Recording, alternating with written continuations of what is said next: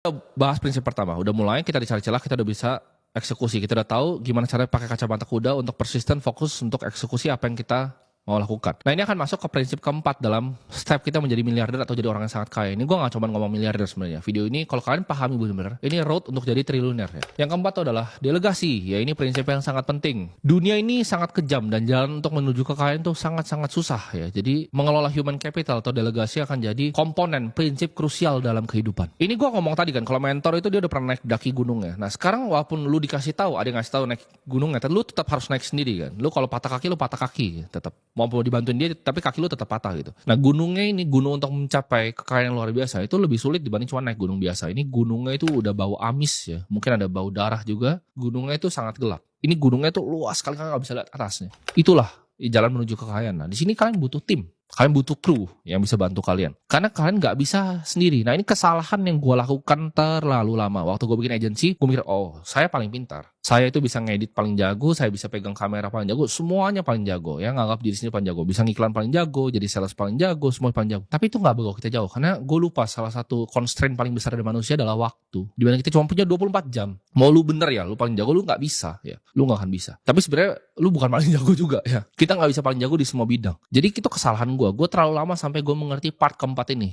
delegasi. Gue kerjain semuanya sendiri. Semuanya selalu gue kerjain sendiri. Gue gak pernah mau kasih kerjaan gue ke orang lain karena gue pikir gue paling pintar. Padahal enggak ya. Jadi di saat sekarang pun gue juga sama. Kenapa gue punya karyawan? Ada kantor yang dibilang ada karyawan. Karena gue bukan yang paling pintar di semua bidang ya. Gue gak jago operasional kayak beberapa karyawan gue di sini. Ada yang lebih jago operasional di sini dibanding gue. Ada yang lebih jago bikin event di sini dibanding gue. Ada yang lebih jago pegang kamera di sini dibanding gue. Semua di sini lebih jago di bidangnya masing-masing dibanding gue. Untuk mengelola human capital ini jadi faktor yang krusial. Ini seperti kita naik gunung tadi. Mungkin ada yang punya skill setnya, mereka bisa melihat buah-buah yang beracun. Jadi kita nggak ambil buah di pohon lagi lapar petik langsung mati gitu. Ada yang jago mungkin melihat binatang buas itu di mana. Nggak tiba-tiba kita masuk semak dia dicakar digigit gitu. Ada yang juga jago mungkin melihat lubang-lubang di bawah. Ada yang jago tali menali gitu. Dia tahu caranya gimana cara naik ke atas. Nah itu adalah cara kita hidup. Cara kita bertahan hidup sebagai ras manusia, yaitu belajar untuk pakai orang lain. Delegasi. Nah sebagai orang yang mau belajar delegasi nih, kalian harus ngerti gimana caranya cari talent. Nah ini yang sulit nih ya. Karena kebanyakan orang kira cari talent yang jelek. Kayak gue dulu, gue juga salah dulu ya. Gue juga dulu cari talent berantakan karena gue gak ngerti. Balik lagi, semua di prinsip ini sama ya. Kalau kalian gagal tuh artinya kalian kurang ilmu dan kurang pengalaman. Nah ciri-cirinya apa? Karyawan yang bagus. Satu, mereka tuh sebenarnya lebih pintar dari kalian. Dua, mereka selalu tanya pertanyaan tuh intelektual, bukan pertanyaan bodoh ini tanya ke kalian. Gak semua hal-hal kecil bodoh itu tanyaan kalian. Dan yang ketiga, mereka tuh actually cinta akan apa yang mereka lakukan ya. Mereka gak suka ngegosip, gak suka mikirin yang gak penting. Mereka datang dan mereka cinta sama kerjaan mereka. Itu contoh karyawan yang bagus. Ini kesalahan terbesar gue pertama kali gue mulai. Gue coba cari copycat dari gue ya. Gue coba cari Timothy Ronald yang lain. Itu salah besar. Kenapa? Karena orang yang sama itu dia gak bisa ngelihat yang sama. Yang cuman bisa ngeliat buah, dia gak bisa lihat yang binatang buas. Kalian harus cari yang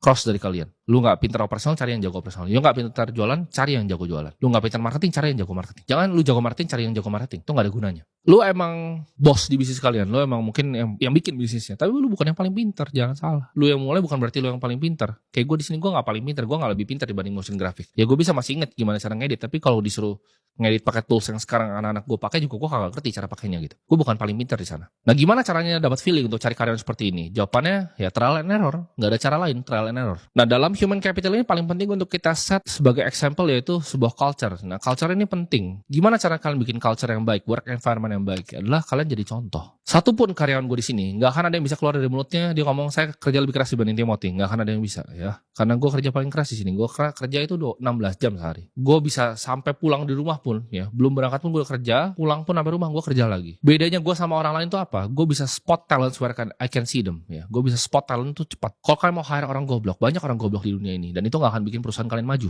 Orang goblok itu akan datang ke kantor lu, kasih senyuman ke lu, tapi nggak akan improve bisnis lu. Nah ini harus dihindari kayak hama. Jadi orang goblok ini dihindari kayak hama. Ini 2 guideline gue selama gue mungkin turnover karyawan tuh udah berapa ya? 300 lebih kali ya turnover. Jadi ini pengalaman gue selama handle turnover lebih dari 300 karyawan. Satu itu adalah ignore feeling pertama lo terhadap mereka ya. Karena judgement lo tuh nggak selalu benar. Jadi kalau lu nggak suka sama orangnya bukan berarti dia nggak kompeten. Di awal pertama kali lu ketemu. Nah itu lo kesampingin. Itu yang pertama. Kedua, always hire the best. Karena A-talent mereka akan rekrut A-talent yang lain. C-talent akan rekrut talent yang kelas C.